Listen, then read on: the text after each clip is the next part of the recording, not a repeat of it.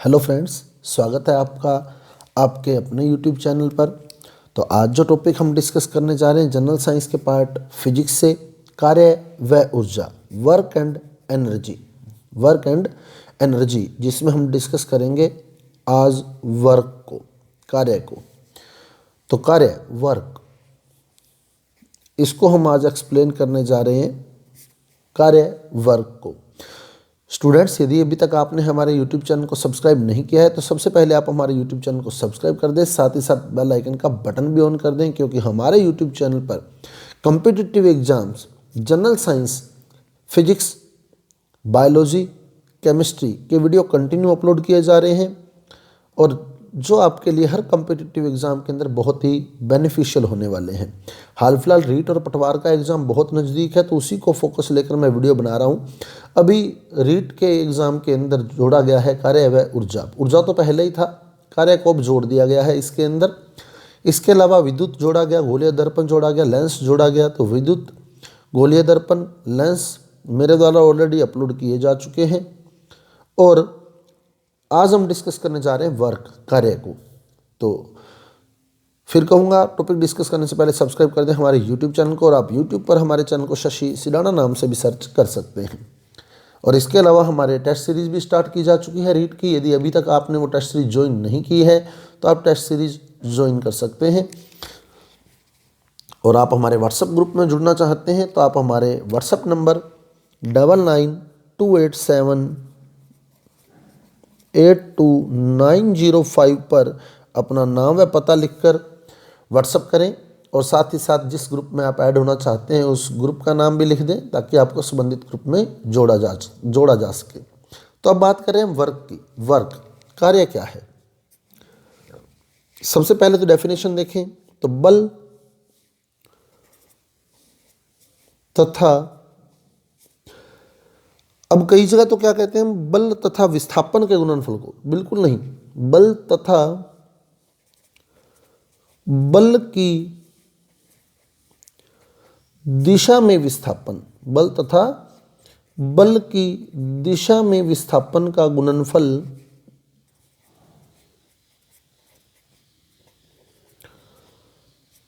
कार्य कहलाता है। बल तथा बल की दिशा में विस्थापन, ये बात बहुत ही इंपॉर्टेंट है। सीधा अगर हम बोलते हैं बल तथा विस्थापन का गुणनफल तो वो गलत है। बल तथा बल की दिशा में विस्थापन का गुणनफल कार्य कहलाता है। यानी W बराबर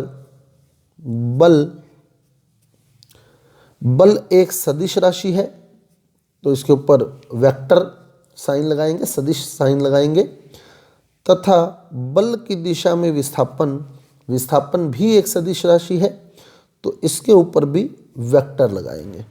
क्लियर? अब बात करें हम कार्य की कि कार्य सदिश है अथवा अदिश है। तो कार्य जो है वो एक अदिश राशि है, बहुत ही इंपॉर्टेंट है। देखो, बल सदिश है, विस्थापन भी सदिश है, लेकिन कार्य जो है वो अदिश राशि है। अब सदिश राशि और अदिश राशि क्या होती है? बल सदिश है, विस्थापन भी सदिश है, परंतु कार्य अदिश है। सदिश और अदिश राशियां क्या होती हैं? सदिश राशियां वो राशियां होती हैं जिन्हें व्यक्त करने के लिए परिमाण के साथ साथ दिशा की भी आवश्यकता होती है। जिन्हें व्यक्त करने के लिए परिमाण के साथ साथ दिशा की भी आवश्यकता होती है, यानी मैग्नीट्यूड के साथ साथ डायरेक्शन भी चाहिए। और अदिश राशियां वो राशियां होती हैं जिन्हें व्यक्त करने के लिए केवल और केवल परिमाण की आवश्यकता होती है। जिन्हें व्यक्त करने के लिए केवल और केवल परिमाण की आवश्यकता होती है, उन्हें व्यक्त करने के लिए दिशा की आवश्यकता नहीं होती। तो ऐसी राशियों को हम अदिश राशियां कहते हैं। कार्य जो है वो एक अदिश राशि है। अब देखो, सदिश और सदिश को गुना किया तो क्या बना? अदिश राशि। तो इसके कुछ रूल हैं, सदिश के गुणनफल के कुछ नियम आते हैं। पहले वो मैं नियम बता दूं, फिर आपको ये क्लियर हो जाएगा कार्य अदिश क्यों है। मैं फिर कहूँगा आपको, रट्टे की आदत अगर हम छोड़ दें, रटने की आदत छोड़ दें, तो हम हर कॉन्सेप्ट को क्लियर कर लेंगे। तो सबसे पहली बात तो मैं यही कहूँगा कि बिल्कुल रटना छोड़ दें आप। हो सकता है हमारा एक वीडियो एक्स्ट्रा बन जाए, लेकिन कॉन्सेप्ट क्लियर होना चाहिए। तो सदिश और सदिश का गुणनफल किया तो अदिश राशि बना। कैसे? सदिश के गुणनफल जो है, सदिश के गुणनफल सदिश के गुणनफल तीन प्रकार के हो सकते हैं। एक तो किसी भी संख्या से गुना हो सकता है, किसी भी अदिश राशि से गुना हो सकता है, अदिश राशि से, और किसी भी सदिश राशि से गुना हो सकता है।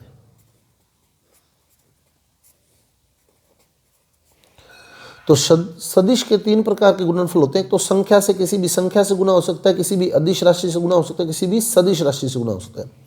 अब मान लो जैसे ये सदिश है, सदिश राशि है a, इसको मैं किसी संख्या से जैसे 2 से गुना कर दूं, 2 से गुना कर दूं, तो इसका जो रिजल्ट रहेगा वो डबल हो जाएगा। इसका जो रिजल्ट होगा, परिणाम होगा, वो इससे दुगना हो जाएगा, लेकिन रहेगा सदिश ही। यानी सदिश राशि को किसी संख्या से गुना करने पर सदिश राशि ही प्राप्त होती है। अब अदिश राशि से अगर गुना करूं, जैसे मैं b एक अदिश राशि है, इसको गुना कर दूं सदिश राशि a से, तो इसका जो परिणाम होगा वो सदिश राशि ही होगा। सदिश को अगर अदिश से गुना किया जाता है तो जो रिजल्ट आता है वो सदिश ही होता है। अब सदिश राशि को सदिश राशि से गुना करना है तो इसके दो रूल होते हैं। इसमें एक तो बनता है डॉट प्रोडक्ट, यानी जब डॉट के साथ डॉट लगाकर गुणा करते हैं, जैसे मैंने यहां किया है, डॉट प्रोडक्ट। फिजिक्स का और मैथ का पार्ट है ये, मैं आपको एक्सप्लेन कर रहा हूं कि एक होता है क्रॉस प्रोडक्ट,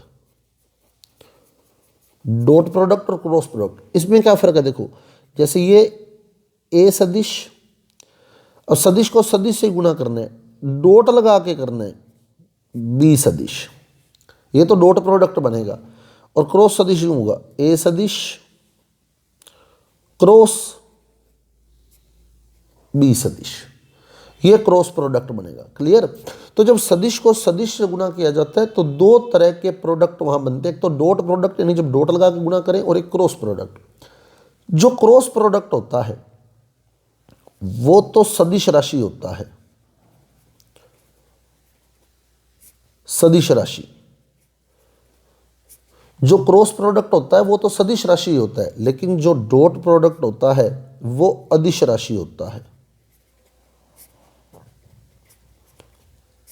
तो दो सदिश राशियों का डॉट प्रोडक्ट, दो सदिश राशियों का डॉट गुणा जो होता है वो एक अदिश राशि होता है। तो कार्य जो है वो दो सदिश राशियों का डॉट प्रोडक्ट है। कार्य दो सदिश राशियों का डॉट प्रोडक्ट है, इसको फॉलो कर रहा है, इसलिए कार्य अदिश राशि है। अब इस केस में हम रिजल्ट कैसे निकालते हैं, फाइनल रिजल्ट कैसे निकालते हैं। जब अदिश राशि को कैलकुलेट करेंगे तो इस राशि का परिमाण जो भी वैल्यू थी इनटू इस राशि का परिमाण जो भी वैल्यू थी, और इन दोनों के बीच बनने वाला कोण कोस थीटा, दोनों राशियों के बीच का कोण कोस थीटा। तो ए बी कोस थीटा सूत्र बनता है फाइनल रिजल्ट के अंदर। दो सदिश राशियों का जब डॉट प्रोडक्ट किया जाता है तो इस राशि की वैल्यू इनटू इस राशि की वैल्यू और दोनों के बीच का कोण कोस थीटा। क्लियर। तो इसलिए कार्य का सूत्र W बराबर एफ एस कोस थीटा लिखा होता है। वो सदिश के गुणनफल से लिखा होता है। सदिश राशियों के गुणनफल के नियम है, अगर संख्या से गुणा करें तो सदिश ही मिलता है, अदिश राशि से गुणा करें तो भी सदिश ही मिलता है। लेकिन सदिश राशि से गुणा करें तो दो प्रकार के प्रोडक्ट बनते हैं, एक तो डॉट प्रोडक्ट, एक क्रॉस प्रोडक्ट। डॉट प्रोडक्ट जो होता है वो अदिश राशि होता है और क्रॉस प्रोडक्ट जो होता है वो सदिश राशि होता है। तो कार्य जो है वो डॉट प्रोडक्ट है, इसलिए कार्य जो है वो अदिश राशि है। और जब दो सदिश राशियों का डॉट प्रोडक्ट लगाते हैं तो उसका आंसर, फाइनल आंसर निकालने के लिए हम क्या करते हैं, एक राशि की वैल्यू इनटू दूसरी राशि की वैल्यू और दोनों के बीच बनने वाला कोण कोस थीटा। और जब क्रॉस प्रोडक्ट लगाते हैं तो क्या करते हैं, देखो क्रॉस प्रोडक्ट में सदिश राशि बनेगी, एक राशि की वैल्यू इनटू दूसरी राशि की वैल्यू इंटू दोनों के बीच बनने वाला कोण साइन थीटा। जब क्रॉस मल्टीप्लिकेशन आता है तो साइन थीटा यूज करते हैं, और जब डॉट मल्टीप्लिकेशन आता है तो कोस थीटा यूज करते हैं। क्लियर? कोस थीटा वाला एग्जाम्पल ये रहा, और साइन थीटा वाला एग्जाम्पल बल घूर्णन का होता है। बल घूर्णन का, तो बल घूर्णन का जब आप सूत्र लिखते हैं तो बल घूर्णन जो है वो बल इंटू क्रॉस प्रोडक्ट है आर का, क्रॉस प्रोडक्ट है, तो उस केस में हम लोग लिखते हैं एफ आर साइन थीटा। वो क्रॉस प्रोडक्ट है तो साइन थीटा लगेगा। अभी अपने को इसकी चर्चा नहीं करनी है क्योंकि ये हमारे सिलेबस का पार्ट नहीं है, हमारे सिलेबस का पार्ट यही है। तो ये डॉट प्रोडक्ट है। तो क्लियर? सदिश के गुणनफल के तीन नियम, तीन प्रकार के गुणनफल होते हैं। तो संख्या से तो सदिश रिजल्ट ही मिलता है, अदिश राशि से तो भी सदिश रिजल्ट मिलता है। सदिश राशि से करें तो दो प्रकार के होते हैं, तो डॉट प्रोडक्ट जो कि अदिश होता है, एक क्रॉस प्रोडक्ट जो कि सदिश होता है। डॉट प्रोडक्ट में एक राशि का फाइनल रिजल्ट जब निकालते हैं तो एक राशि की वैल्यू इंटू दूसरी राशि की वैल्यू इंटू दोनों के बीच बनने वाला कोण कोस थीटा, और यहाँ जब क्रॉस प्रोडक्ट लगाते हैं दोनों के बीच बनने वाला कोण साइन थीटा यूज करते हैं। तो अब कार्य का सूत्र बना W बराबर FS कोस थीटा। अब ध्यान रखना, पहला क्वेश्चन यहीं से निकल सकता है। कार्य का सही सूत्र है, कार्य का सही सूत्र है तो यूं दे दे, अगला FS यूं दे दे, FS यूं दे दे, FS और यूं दे दे FS। तो दोनों सदिश हैं ये वाला, और हो सकता है अगला यूं भी दे दे कि कार्य का सही सूत्र है F cross S cross F cross S, F dot S dot F S dot. तो ये डॉट प्रोडक्ट है, ये विशेष ध्यान रखें। होता तो ये गुणा ही है लेकिन ये डॉट प्रोडक्ट होता है। तो ये सदिश के अंदर जो मैथ और फिजिक्स के रूल्स लगते हैं उनके आधार पर है। तो आपको ये ध्यान रखना है कि ये डॉट प्रोडक्ट होता है। W बराबर FS डॉट प्रोडक्ट है। तो कार्य क्या है? कार्य बल तथा बल की दिशा में विस्थापन का गुणनफल कार्य कहलाता है, और कार्य जो W बराबर F डॉट S, और जब दोनों सदिश के मान फाइनल रिजल्ट निकालते हैं तो इसका मान इंटू इसका मान, दोनों के बीच बनने वाला कोण कोस थीटा, W बराबर FS कोस थीटा। तो पहली विशेषता ही कार्य की क्या कि कार्य एक अदिश राशि है, कार्य एक अदिश राशि है। अब दूसरी विशेषता, कार्य का मान हो सकता है, क्या क्या हो सकता है देखो, क्या कार्य शून्य हो सकता है, कार्य धनात्मक हो सकता है या ऋणात्मक हो सकता है, या सभी हो सकते हैं। तो कार्य ध्यान रखना, ऑप्शन आ सकता है कार्य का मान हो सकता है शून्य, धनात्मक, ऋणात्मक, उपरोक्त सभी। तो उपरोक्त सभी, कार्य का मान शून्य भी हो सकता है, कार्य का मान धनात्मक भी हो सकता है, और कार्य का मान ऋणात्मक भी हो सकता है। कैसे देखो, कार्य का मान शून्य, धनात्मक और ऋणात्मक कैसे? अगर थीटा बराबर 0 डिग्री है, थीटा की तीन स्थितियां मैं ले रहा हूं।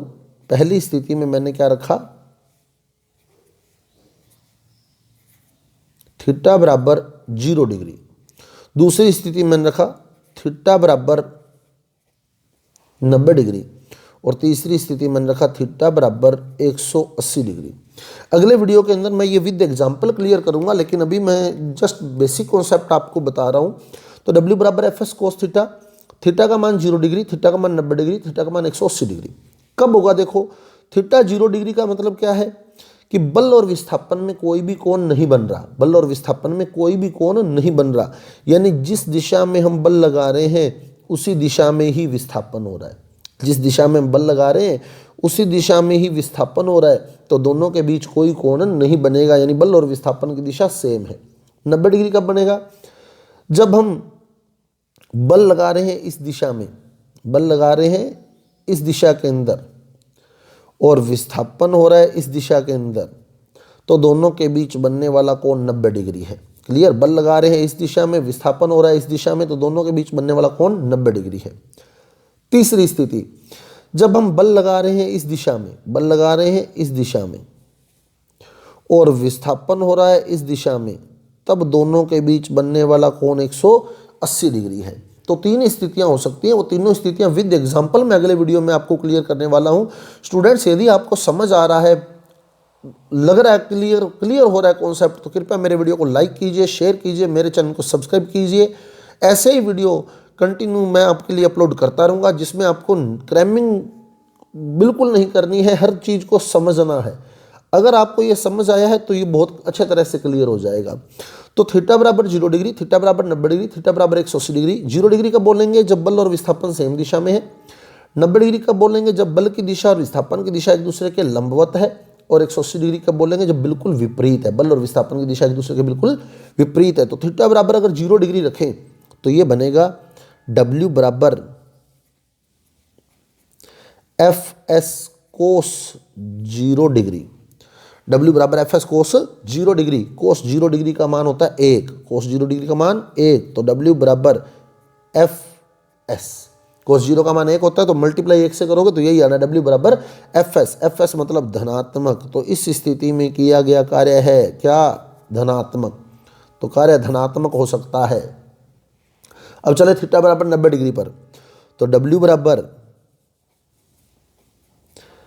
एफ एस कोस 90 डिग्री। थीटा का मान 90 डिग्री रखा और कोस 90 का मान होता है 0।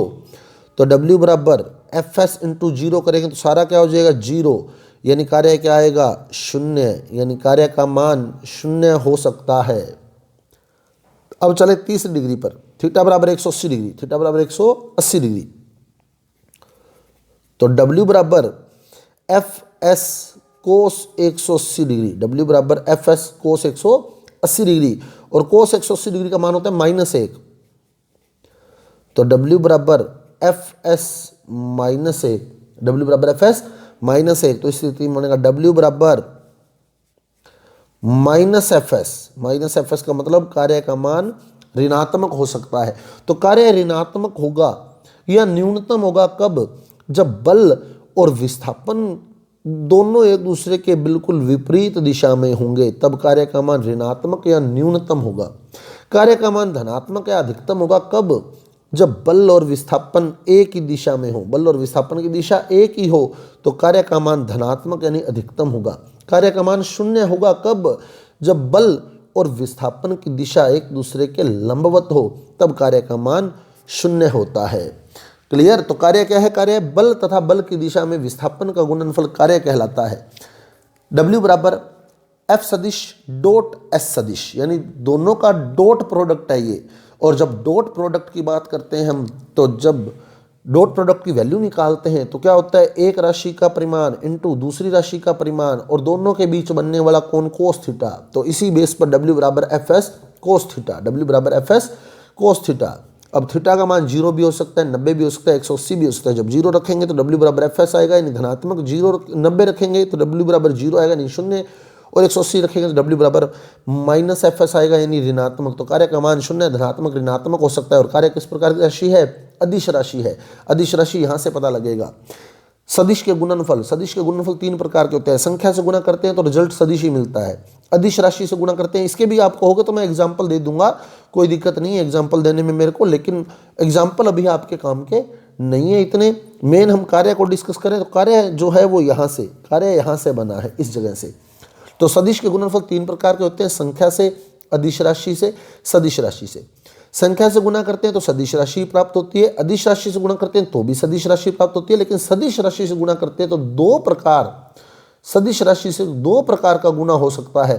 एक तो डॉट प्रोडक्ट, डॉट गुणा, और एक क्रॉस प्रोडक्ट यानी क्रॉस गुणा। जब डॉट प्रोडक्ट यानी डॉट गुणा की बात आती है तो फिर अदिश राशि मिलती है। तो कार्य इसी में सम्मिलित है। क्लियर? तो कार्य एक अदिश राशि है। और क्रॉस प्रोडक्ट की जब हम बात करते हैं तो रिजल्ट सदिश राशि ही मिलती है। और इसको फाइनल रिजल्ट निकालने का तरीका क्या होता है? एक राशि की वैल्यू इनटू दूसरी राशि की वैल्यू और दोनों के बीच बनने वाला कोण कोस थीटा। अगर डॉट प्रोडक्ट है तो कोस थीटा और क्रॉस प्रोडक्ट है तो साइन थीटा। तो स्टूडेंट, ये था हमारा आज का वीडियो, जिसमें हमने कार्य के फार्मूले और कार्य की विशेषताओं के बारे में पढ़ा। अगले वीडियो में मैं आपको विद एग्जाम्पल क्लियर करने वाला हूँ, इसको विद एग्जाम्पल इसको क्लियर करने वाला हूँ। तो यदि आपको हमारा वीडियो अच्छा लगा है, समझ आया है, तो कृपया हमारे वीडियो को लाइक कीजिए, शेयर कीजिए और हमारे चैनल को सब्सक्राइब कीजिए। साथ ही साथ बेल आइकन का बटन भी ऑन कर दीजिए, क्योंकि आने वाले वीडियो आपके लिए बहुत महत्वपूर्ण होने वाले हैं। तो मिलते हैं अगले वीडियो के साथ। धन्यवाद।